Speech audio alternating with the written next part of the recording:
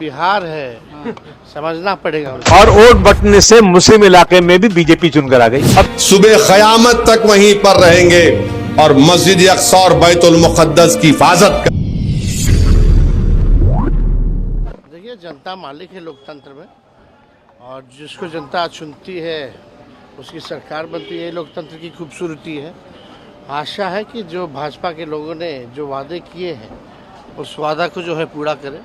लगभग 26 साल बाद जो है बीजेपी सरकार में वापस पुनः आई है, तो उम्मीद है कि जुमलेबाजी तक ही सीमित ना रहे। बीजेपी बोल रही है कि इसका असर बिहार में भी पड़ेगा। इसका असर बिहार है समझना पड़ेगा। मिल्कीपुर की सीट हारना हमारे लिए बहुत अफसोस की बात है। अभी दिल्ली में, अब क्या पार्टी का नाम लूं मैं, 2 सीट पर ऐसी आफत कर दिया, पूरे देश में जितने कार्यकर्ता सबको बुला लिया, सबको लगा दिया। पैसा तो बीजेपी देगी ना।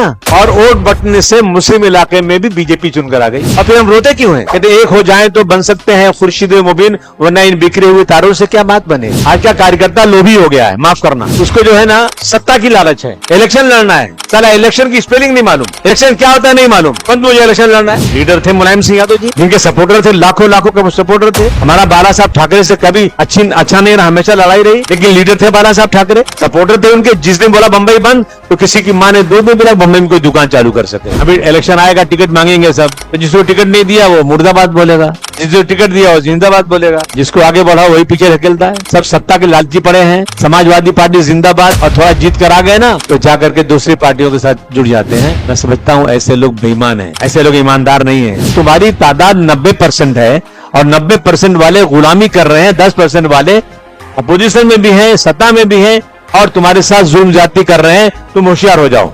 गाय और बैल को कटवाने वाले आरएसएस के लोग ही हैं जो पैसे लेकर कटवाते हैं। ये मदरसे हमारे दीन इस्लाम के खिले हैं। इन खिलों को मजबूत रखना, इन खिलों की हिफाजत करना, ये हमारी जिम्मेदारी है। और अगर कोई शिकायत है आपको कि मेरे पास फलां चीज नहीं है, मेरे पास इस चीज की कमी है, तो थोड़ी देर के लिए वो गाजा के उन गरीब मुसलमानों को देखो जो अपने बर्बाद शुदा घरों की तरफ मुस्कुरा कर लौट रहे हैं, जिन्होंने अपने बच्चों को खोया।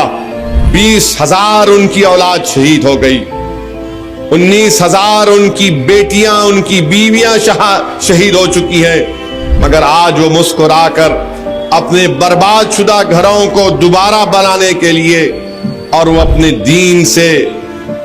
दीन पर अमल कर रहे हैं। अपनी मस्जिदें जहां पर जालिम इजरायलियों ने शहीद किया, नमाजें पढ़ रहे हैं, दुरूद और सलाम के नजराने पेश कर रहे हैं। तो मेरे अजीज दोस्तों और बुजुर्गों, हम अपनी दुआओं में इन गाजा के और मगरबी किनारे के फलस्तीनियों के लिए भी दुआ फरमाएं। मुत्तहिद रहिए। और जो सुपर पावर ये कह रहा है कि हम गाजा से इन 20 लाख फलस्तीनियों को वहां से निकाल कर किसी और जगह पर लेकर जाएंगे, तो सुनो सुपर पावर वालों, जिन्होंने 1 साल तक तुम्हारे हथियारों, तुम्हारे प्लेनों के हथियारों से, तुम्हारे प्लेनों से गिराए हुए बमों से अपनी औलाद की शहादत को कबूल किया, अपने घरों को बर्बाद होते हुए देखा। दुनिया की कोई ताकत ऐसी नहीं है जो जोर और जबरदस्ती की बुनियाद पर गाजा से इन गयूर फलस्तीनियों को निकाल सकेगी। वो वहीं पर रहेंगे, सुबह क़यामत तक वहीं पर रहेंगे और मस्जिद अक्सा और बैतुल मुक़द्दस की हिफाजत करेंगे। वो उस वक्त तक वहां पर रहेंगे जब तक के क़यामत नहीं आ जाएगी। कोई दुनिया की ताकत इन गयूर और बहादुर फलस्तीनियों को वहां से निकाल सकेगा। अल्लाह उनको सलामत रखे। अल्लाह हमारे इस दीन की सरबुलंदी के लिए जो लोग काम कर रहे हैं, अल्लाह उनको सलामत